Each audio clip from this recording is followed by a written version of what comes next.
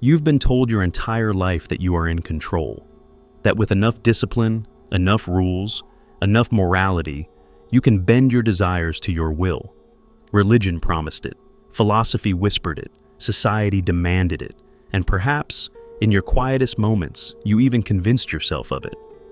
But then comes that sudden pull, the glance you shouldn't have noticed, the late-night thought you didn't invite, the racing heartbeat that betrays the walls you've built. In those moments, you realize something terrifying. You are not the master. You are the servant. Carl Jung warned us long ago, the one thing you will never truly control is desire. It does not bow to your logic. It does not respect your morality. It rises like a storm from a place far older than your conscious mind. And when it does, your carefully crafted sense of control crumbles. Think about the times you've tried to resist. The night you told yourself, I won't think about them again, but the thought returned, stronger, hungrier. Or the moment you tried to rationalize away attraction, only to find your body moving closer, your eyes lingering longer, your voice shifting tone without permission. What was that, if not proof that something deeper was pulling the strings? And if you've ever felt ashamed of this, if you've thought, why am I so weak? You're not alone. You're not weak. You're human. Jung explained it clearly.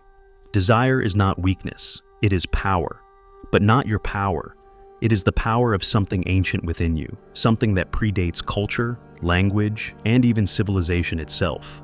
A primal force coded into your very blood. Desire does not arrive politely. It does not ask for your patience. It does not wait for your plans to align. It crashes in like thunder. It consumes you without warning, dragging your entire being into its grip. That is why so many confuse desire for love.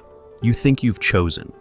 You think you've fallen into something profound, but in truth, it is often not love guiding you. It is desire wearing love's mask. And here is the darker truth. The more you deny it, the stronger it becomes. Suppression does not kill desire, it mutates it. The hunger you refuse to acknowledge doesn't vanish into thin air. Instead, it hides. It twists into secret fantasies, restless obsessions, uncontrollable impulses that wait for the night to ambush you. Society tells you that you are in control, that you can master it. But Jung's truth was brutal. The unconscious is always stronger than your conscious will. You may silence it for a time, cover it with rituals, bury it under duty, but the shadow will not stay buried forever. This is why people who swear loyalty fall into betrayal. Why leaders risk empires for a fleeting night of passion. Why families shatter, reputations collapse, and lives unravel for something that seems irrational. Because it was irrational. It was never reason guiding them. It was desire. And when desire rises, morality becomes a whisper, drowned in the storm. But the cruelest part isn't what desire makes you do. It's what it makes you believe about yourself. That sudden burst of confidence, that intoxication, that sense of destiny when you meet someone new, it doesn't come from your strength. It comes from desire. It inflates your ego, convinces you you've found love, convinces you fate has chosen them for you. But Jung would say, it isn't fate, it's hunger. Hunger disguised as destiny. Hunger wearing the mask of love. Hunger whispering to you that you are in control when, in reality, it is the one writing the script. And so, the question begins to take shape. If you are not the one choosing, if desire itself is pulling the strings, then who truly is in control? Imagine two strangers meeting for the very first time. On the surface, the moment seems ordinary. A polite smile, a casual exchange of words. They think they are guided by reason, by personality, by conscious choice. But beneath the surface, something older is already at work. Their eyes hold just a fraction longer than necessary. Their bodies lean closer without realizing. Their voices change tone ever so slightly. And in that instant, their unconscious has already decided something. A decision their conscious minds will spend months, maybe years, trying to rationalize. They will call it attraction. They will call it chemistry. They might even dare to call it love. But Jung would tell you the truth. It is neither choice nor destiny. It is desire, moving them like pieces on a chessboard. And that is where the danger lies, not in desire itself, but in our blindness to it. Because when you think you are strong, you may actually be enslaved. When you think you are choosing love, you may only be obeying desire. Society conditions you to believe otherwise. From the time you were a child, you've been told to control yourself, to master your impulses, to dominate the parts of you that feel unruly. But Jung's insight was devastating. The unconscious will always overpower the conscious will. You can wear the mask of virtue, you can hide behind duty, you can bury yourself in religion, philosophy, or discipline. But beneath it all, the shadow waits, and the shadow always wins. This is why even the most disciplined men cheat on the partners they swore to love. Why women risk reputations, families, entire lives, for the magnetic pull of forbidden desire. It was never rational. It was never about morality. It was always the storm of the unconscious, breaking through the illusion of control. And here's where it becomes crueler. Desire doesn't just control who you're drawn to. It also controls how you see yourself. Think about it. That sudden burst of confidence, the reckless courage, the way obsession feels like purpose. These don't come from your strength. They come from desire itself. It inflates your ego, makes you believe you are powerful, makes you believe this feeling is love, when in reality it is only hunger. Jung warned us, this hunger disguises itself as destiny. You meet someone, and you feel a gravitational pull, as though the universe itself scripted it. But it isn't fate. It isn't soulmates. It is biology. It is the shadow. It is the unconscious dragging you towards something you've denied within yourself. Fate is only the story you tell yourself afterward, an elegant lie to justify why you are chasing what you cannot resist. And history itself proves this truth. Civilizations have fallen because of desire. Wars have been fought. Empires shattered. Kings humiliated. Leaders destroyed.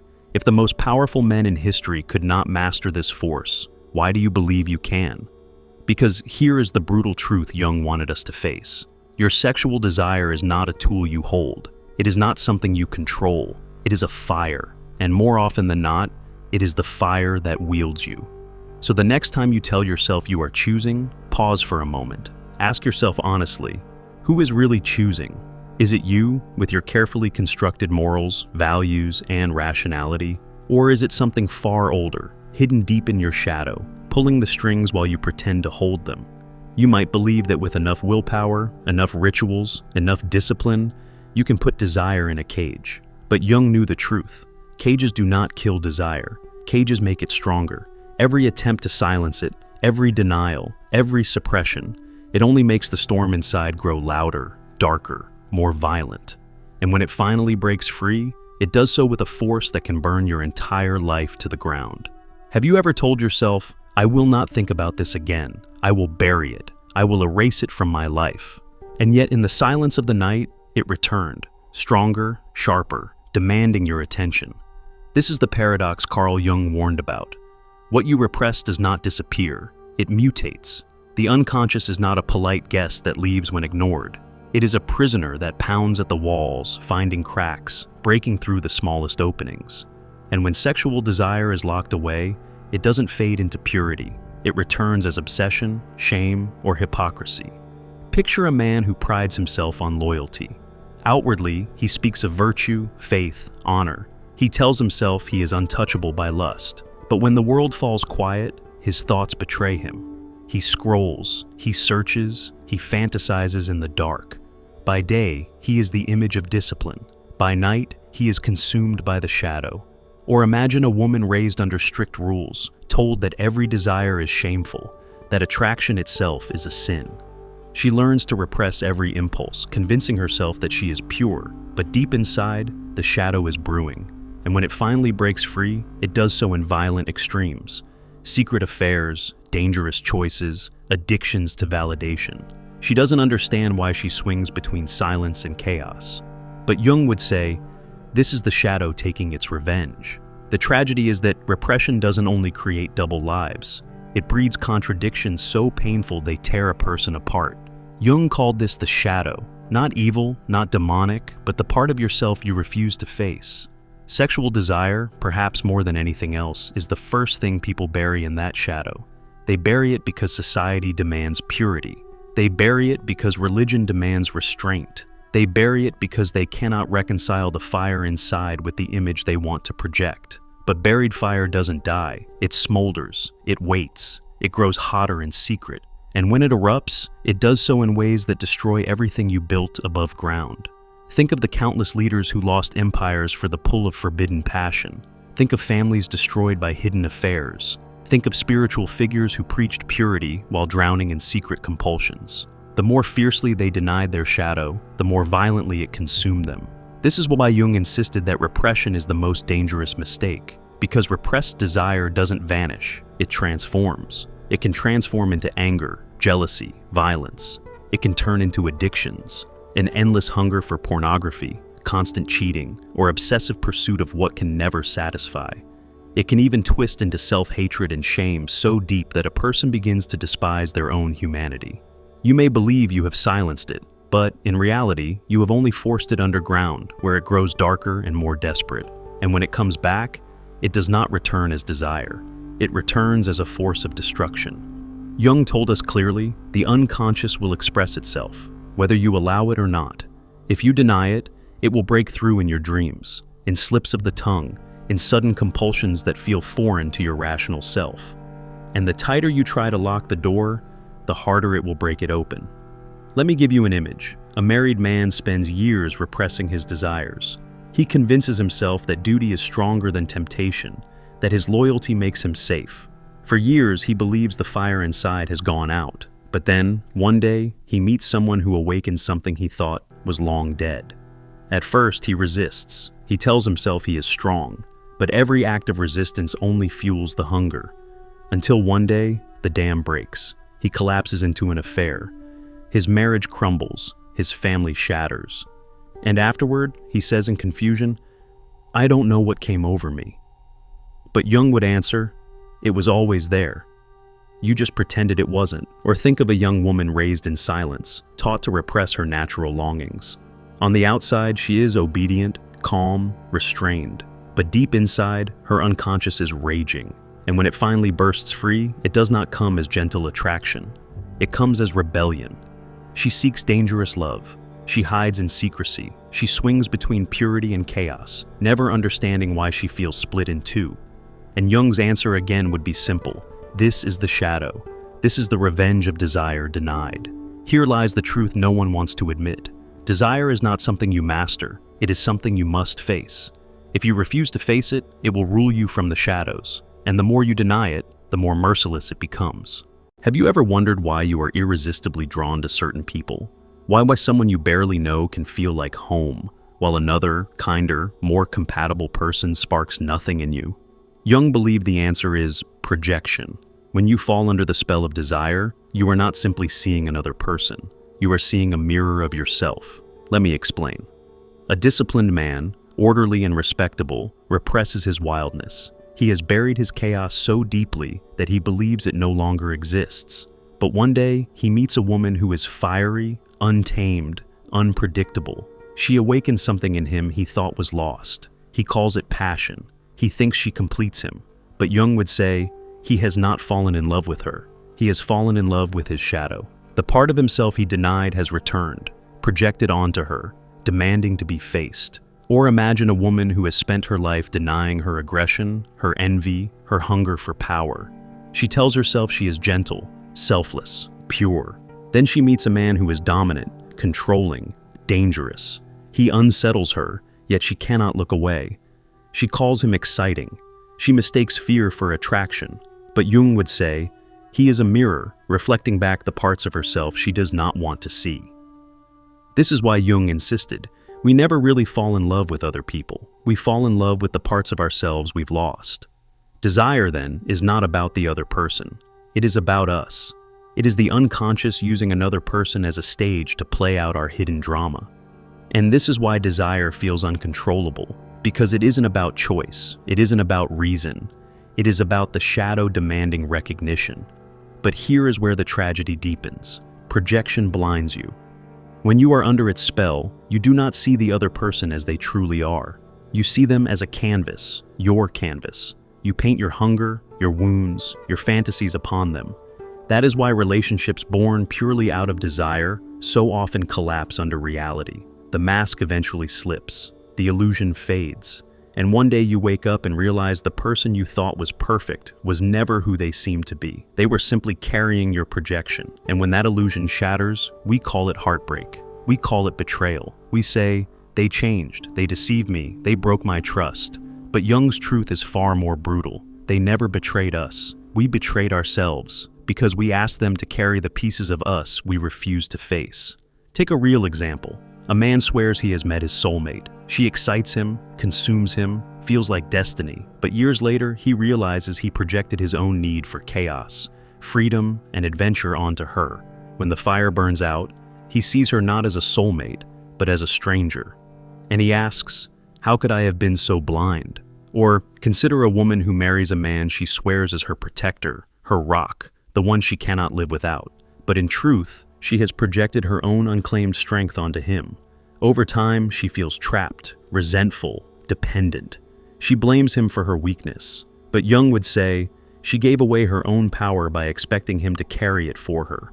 This is the dangerous illusion of desire. It does not only disguise itself as love, it disguises itself as wholeness.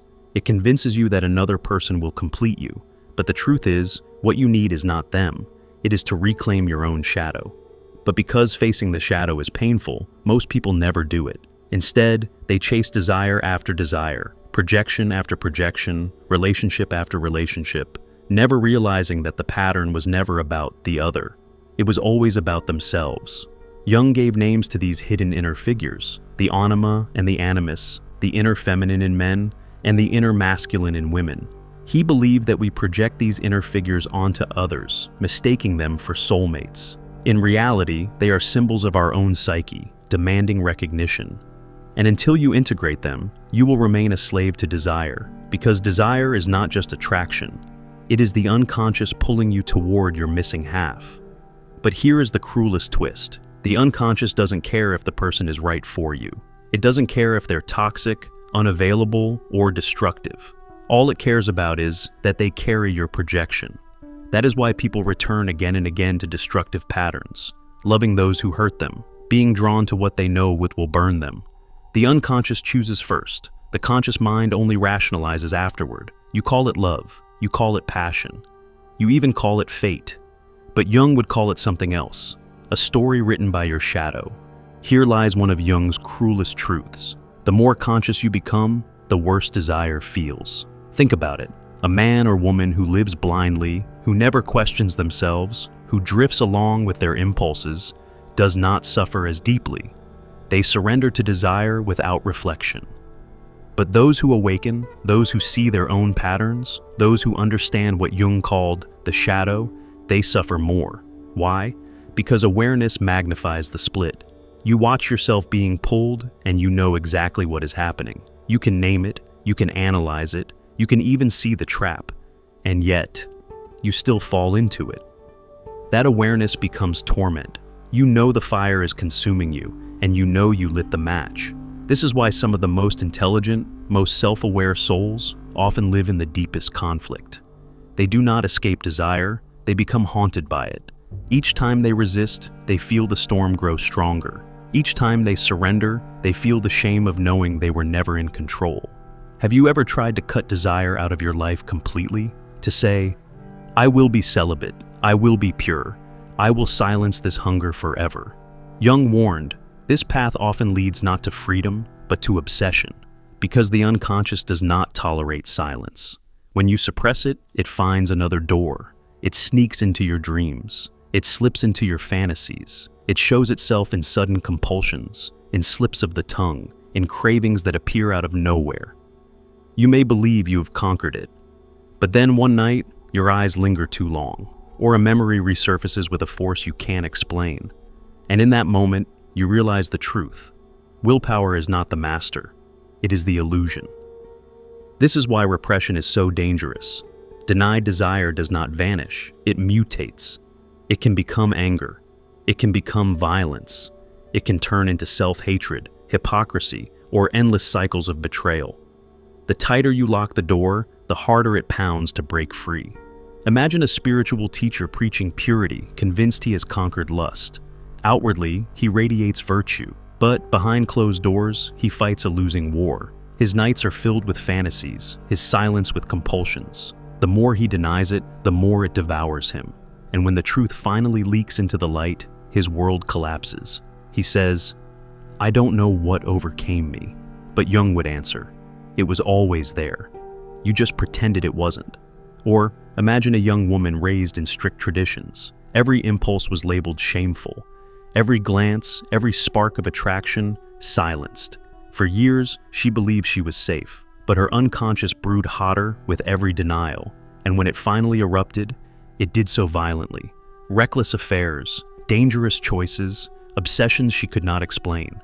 She thought she was broken, torn between purity and chaos. But Jung would say, this is the shadow taking its revenge. And here lies the irony. The path is not to kill desire. The path is not to put it in chains. The path is to face it. This is why Jung spoke of shadow work. The purpose was never to erase the shadow, but to recognize it, to stop lying about it, to stop dressing lust as love, to stop pretending you are in control when you never were.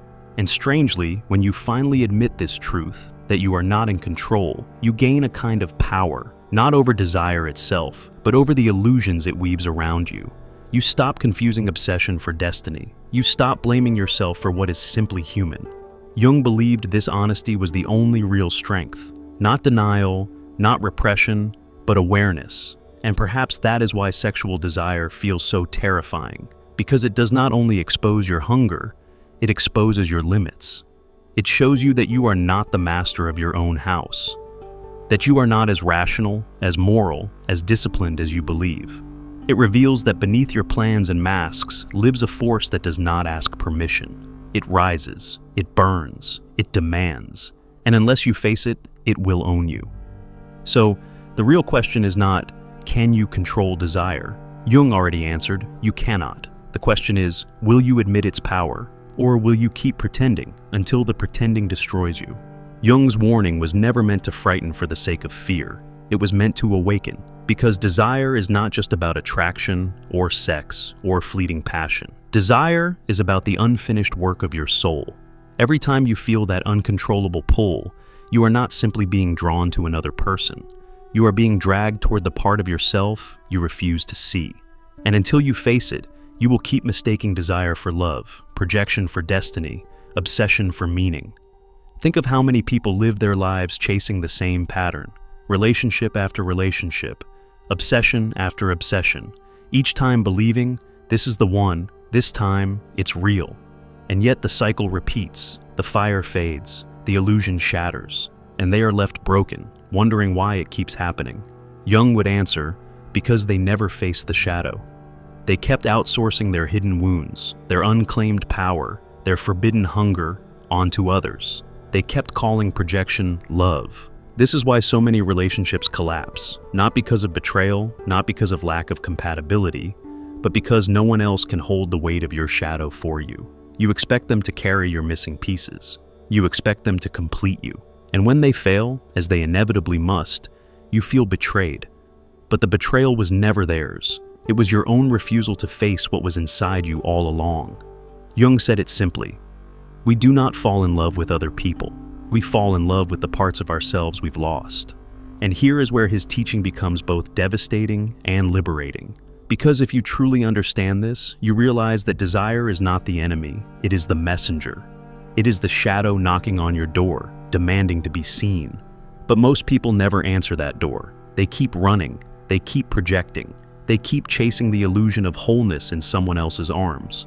And all the while, desire keeps pulling the strings, laughing at the illusion of control. The greatest danger is not that desire consumes you.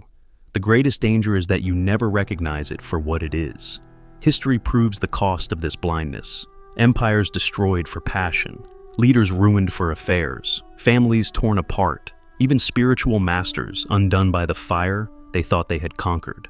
If they could not master it, why do you think you can? Jung wanted us to face the brutal truth. Your sexual desire is not a tool you wield. It is a fire that wields you.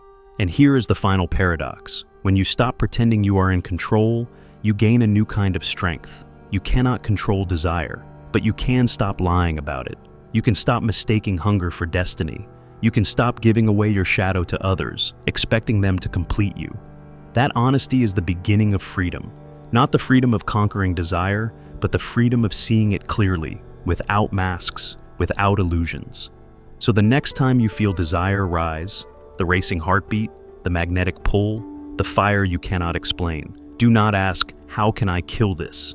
Ask instead, what part of me is this trying to show me? Because desire is not random. It is not meaningless. It is the unconscious dragging you toward the unfinished work of your soul. And until you face it, it will rule you. So, perhaps the real question is not, can you control desire? Jung already told us the answer, you cannot.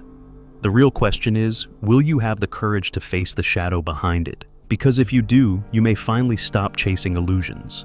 You may finally stop calling projection love or hunger destiny. You may finally stop betraying yourself.